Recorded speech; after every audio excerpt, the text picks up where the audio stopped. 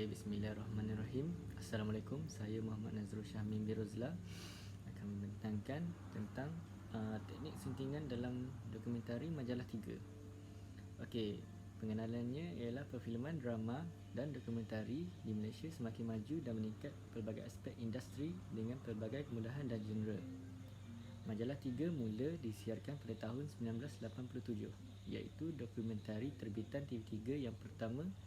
Setiap tahun, Majalah 3 mendapat tontonan yang tinggi dan berjaya menarik penonton hampir 3 juta. Bagi latar belakang pula, dokumentari Majalah 3 merupakan penggambaran yang merakam pelbagai keunikan hidupan liar maupun etnik yang ada di muka bumi di Malaysia. Majalah 3 telah menjadi pilihan di Malaysia sejak tahun 1987 sehingga kini. Permasalahan kajian. Pengkaji ingin mengetengahkan kajian yang lebih terperinci mengenai dokumentari Majalah 3. Memang tidak dinafikan banyak kajian yang telah dilakukan dalam meneliti teknik suntingan dalam dokumentari Majalah 3. Namun, apa yang dapat dilihat, terdapat ada kekurangan kajian yang pernah dilakukan sebelum ini. Okey, objektif kajian yang saya dapat uraikan iaitu 3. Pertama, mengenal pasti teknik suntingan dalam dokumentari Majalah 3. Menambah baik teknik suntingan mengikut tokoh dokumentari. Mengaplikasi teknik suntingan dokumentari Majalah 3 melalui produk yang dibangunkan. Untuk persoalan kajian, bagaimanakah teknik suntingan dalam dokumentari Majalah 3 dikenal pasti? Seterusnya, bagaimanakah cara untuk mengkaji menambah baik teknik suntingan mengikut tokoh dokumentari? Dan akhir sekali, bagaimanakah cara untuk mengaplikasikan teknik suntingan dengan dokumentari dalam Majalah 3 melalui produk yang dibangunkan? Bagi skop kajian, ia merupakan satu had ataupun batas kajian yang telah ditetapkan untuk melakukan sebarang penyelidikan. Hal ini demikian kerana skop kajian yang dilakukan untuk pengkaji membuat penyelidikan secara tepat dan mengikut kehendak serta memperoleh keputusan yang tepat.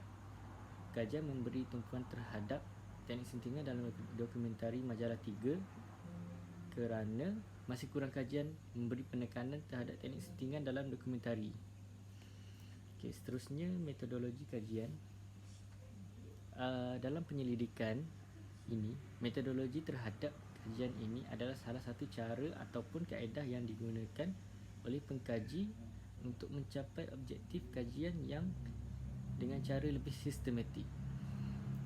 Okey, seterusnya reka bentuk kajian. Pengkaji menggunakan dua cara iaitu kualitatif dan kuantitatif. Bagi kajian kualitatif merupakan salah satu cara memerhatikan, temubual, menganalisa segala sumber yang dapat mengenai minat terhadap dokumentari dan teknik suntingan dalam Majalah 3. Bagi kuantitatif merupakan satu pendekatan tentang sesuatu kajian yang dilakukan secara tutur dengan menyediakan borang soal selidik kepada masyarakat awam ataupun pelajar sekitarnya. Contohnya macam saya mengedarkan kepada borang soal selidik kepada pelajar Universiti Malaysia Kelantan Bachor.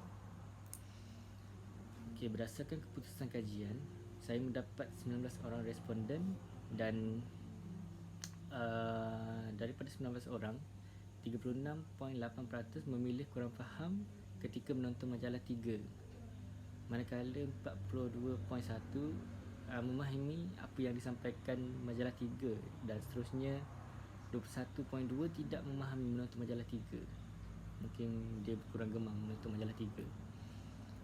Seterusnya, menambah baikkan teknik suntingan. Daripada 19 responden, 52.6% memilih tidak perlu dalam dokumentari Majalah 3 dan 47.4% memilih ya untuk menambah baikkan teknik suntingan dalam Majalah 3.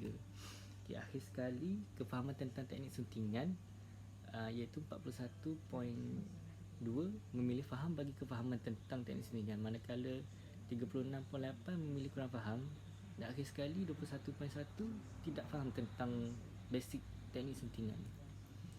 Berdasarkan pembincangan, analisa telah dilakukan oleh pengkaji iaitu seramai 19 orang responden telah menjadi responden kepada soal selidik atas talian yang saya edarkan melalui Google Form. Okey, kesimpulannya ialah dokumentari majalah 3 sedikit ketinggalan jika dibandingkan dengan dokumentari negara luar, iaitu seperti kita dapat lihat dokumentari negara luar iaitu National Geographic lebih menarik dan lebih canggih dengan peralatan fasiliti yang mereka ada jika dibandingkan dengan dokumentari majalah 3. So apa yang dapat saya rumuskan, masih ada ruang dan masa untuk majalah 3 iaitu terbitan TV3 untuk menambahbaikkan fasiliti supaya dapat seiring dengan teknologi yang kian membangun. Sekian dari saya. Assalamualaikum.